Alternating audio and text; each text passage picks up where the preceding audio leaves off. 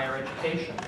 This is the first event since last spring that we've held, and there'll be a number of subsequent events. The next one, there's a save the date card on your seats. It's going to be on November 14th. Not sure which hotel or restaurant it'll be held in, but it's going to be featuring Dr. Robert Langham of the Massachusetts Institute of Technology, and I understand it'll have something to do with curing cancer. So I think they're still tweaking the exact subject and perhaps an additional speaker, but hopefully we'll see you there. So I'm relatively new myself to the Boston Bates Business Network. I've been on the steering committee for about 9 months now. This is the first event that Lauren Yanofsky and I have organized, and it is part of an effort maybe to expand beyond strictly business-related subjects. We've certainly strayed from that before, but that's part of why we wanted to get into higher education. It's a subject that I think is important, as do you, because you're here tonight. And you know, I don't think there needs to be a business justification for it, but there clearly is. We need to be preparing tomorrow's workforce, and an important part of that is access to higher education and the substance of what's being taught in education.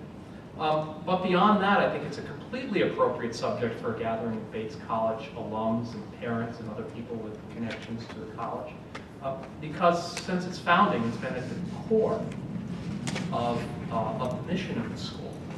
And it's one that our new president, Clayton Spencer, is taking up with great zeal. So I propose to you that Bates College, since it was founded in 1855, if I got it right, was done so with the intent of being a disruptive force in higher education. And so to back up this proposition, I'm falling back on my training as a debater at Bates here. To back this up, I did a little bit of research.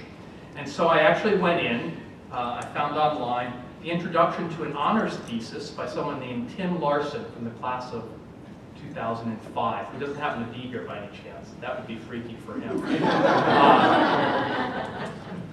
It was an article about the early days of, it was a thesis about the history of Bates and its experience with racial tolerance and diversity.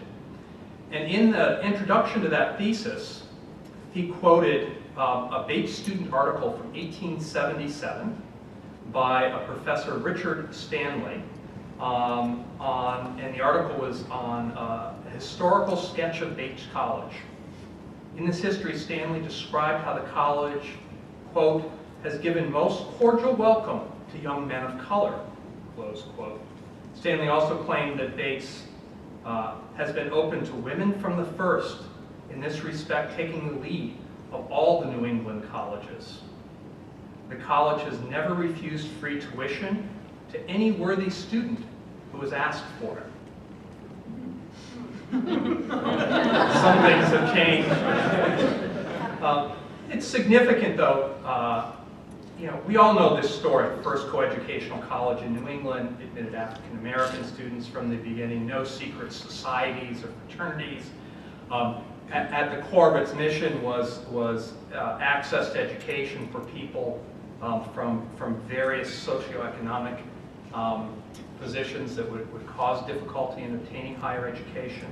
I'd like to add to the list, more recently, in 1984, we became one of the first institutions to go SAT optional.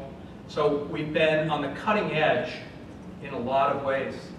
And Clayton Spencer embraced this history in her inauguration speech. And I'm going to quote briefly. Bates admitted black students, educated women along with men, and banned exclusive social clubs, not because it was the politically correct thing to do. Quite the contrary.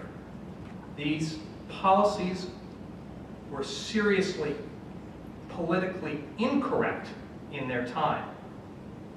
We did it because somehow, from our very beginning, we encountered individuals in their full humanity. We took as our task educating them with intellectual rigor, ethical responsibility, and care for their fellow human beings. Those qualities are in the DNA of Bates College, and they define us to this day. They also point the way forward. When I heard those words, it's when I began thinking about this program. And part of looking forward is to explore ways of addressing the increasing demands being placed on Bates and other institutions of higher education, and at the same time the financial strains placed on the families and the individuals in obtaining post-secondary education. And as we look forward, and as Clayton Spencer works on these issues at Bates College, he's very fortunate to have my classmate in the class of 1986, and there's a nice turnout for my class here. Thank you very much, gang. To have Jamie as an advisor.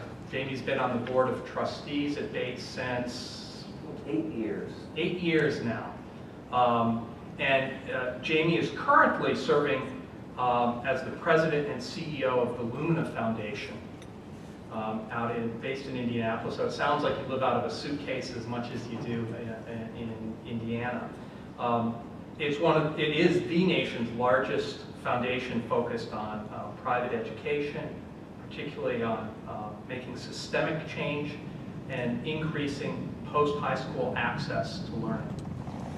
But essentially from the moment he walked out of Bates College in 1986, Jamie has been working on issues of educational accessibility and excellence. He's done it in a bipartisan way in Washington, D.C., serving as the executive director for the National Commission on Responsibilities for Financing Post-Secondary Education.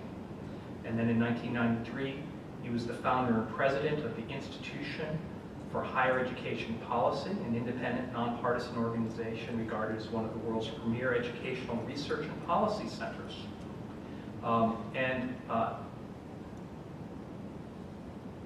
What we also have, it's very fortunate, is Jamie was able to call upon his friendship of his colleague, Paul LeBlanc, who is the president of the Southern New Hampshire University, and who's been in that position since 2003.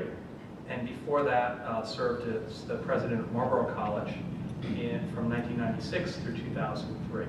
Now, when I was doing my research to do this introduction, I found it interesting that as I was trying to find the list of awards that President LeBlanc has received, all the bios I pulled up, both from their website and elsewhere on the internet, talk very briefly about his own history and extensively about the wonderful accomplishments that are going on at Southern New Hampshire University. To name a few, largest provider of online higher education in New England.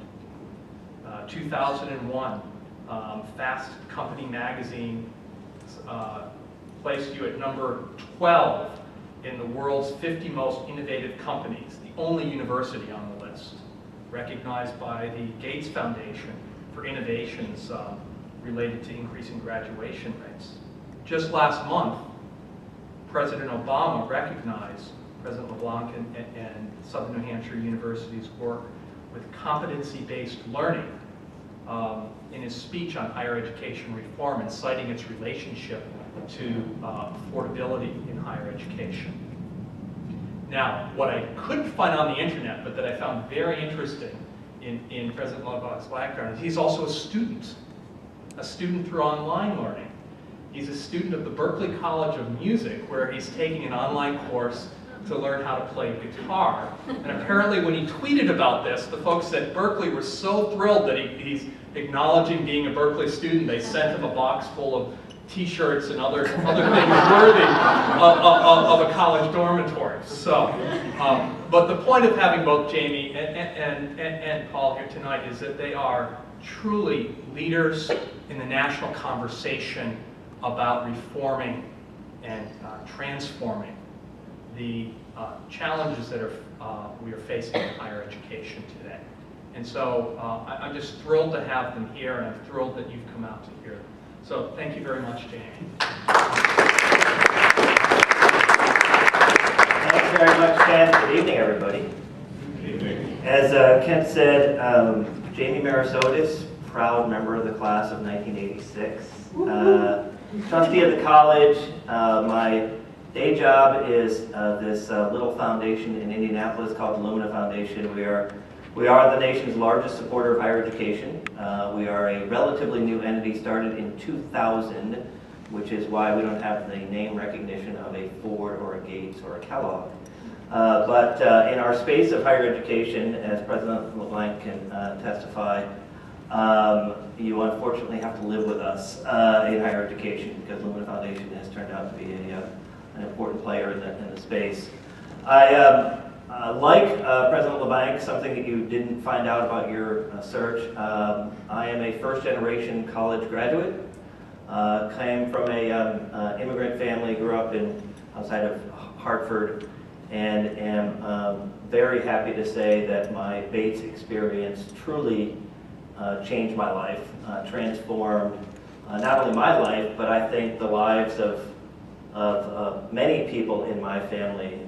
I used to talk about my experience, classmate who's a director of financial aid, about my experiences as a Pell Grant recipient and a student loan recipient and a work study student, and you name it, I got it. I was one of those people, and about how being able to get through a school like Bates not only changed my life, but literally eliminated poverty in my family forever. That's the transformative power of that educational experience. Today, however, we're not going to talk about that. We're not going to talk about what was. What we're here to talk about today is really the transformation of higher education and what's going on in American higher education and why those changes are so important for all of us to understand. So let me start with, to give you some sense of that transformation, by painting a picture for you. So sort of open your minds for a moment and imagine a world, if you will, where the vast majority of the students who are in higher education are not going to a four-year institution, living in a dorm, going to a school the way I did at Bates. Imagine a world where global competition has suddenly made the United States not nearly as prominent in the higher education space as it was, certainly in the time that I was in college, falling to below 10th in the world in terms of the proportion of its citizens who have a college degree, at least it's young adults. Imagine a world where the vast majority of students who are going to college are low income or first generation or underrepresented minorities, or like Paul and I, come from families with an immigrant perspective. Imagine a world where more than a third of all the students are enrolled in an online course from an accredited college or university. Imagine a world where you can complete an accelerated program of study so that you can get your associate degree in a year or less and your bachelor's degree in 3 or even 2 years. Imagine a world where what you know and what you can do with your degree can actually be described, and where those competencies are increasingly seen as more relevant to work and to life than the traditional degrees and time-based credits, which is what the system has traditionally counted. And imagine a world where high-quality academic programs are offered in fields where there are abundant jobs and where the tuition is less than half of what the average cost is today at a four-year institution. Well, I think you've figured out by now that the world I'm describing is not some distant future, just that some guy who makes grants for a living has come up with in his fantasy. This is the world of higher education today. This is American higher education in the United States right now. Let me give you a few facts to back this up. Today in American higher education, only about 15% of students attending college are going to a college where they live on campus and are working towards a bachelor's degree. Less than 5% of students enrolled in higher education today attend an institution where the admissions are competitive. That is, less than 50% of the students who apply to that institution are actually accepted for enrollment. The U.S. now stands at number 12 in the proportion of 25 to 34-year-olds who have a college degree, a precipitous decline that has resulted not primarily from the failures of US students, but rather from the incredible progress that we're seeing in other parts of the world, the dramatic increases in investment that they've made in post-secondary attainment in other parts of the world. By the way, some of those other countries that have surpassed us, places like Canada, South Korea, are both our economic partners and our competitors. But many of those who are now nipping at our heels, places like China and India, represent, I think, a far bigger threat to the United States simply by virtue of scale. The American higher education system has always had this position where it has been able to provide the people who are the innovators, the people who can then turn that innovation into scale by actually producing the products and services that will drive the economy. But those other countries now literally have millions more college graduates than we do. And this places even greater pressure on our system to be innovative and adaptable. Nearly 3/4 of students in American higher education today are what we should be embarrassed to call non-traditional students. It's a very outdated term because outdated means low income, first generation minority, and part-time. That's the traditional definition.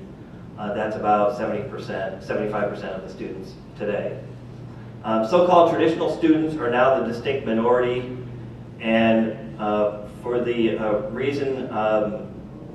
reason, I tend to describe these students as 21st century students. These are the students of today. They're not non-traditional. They are students. That is who we're serving in higher education today. They're not some sort of exception to the model.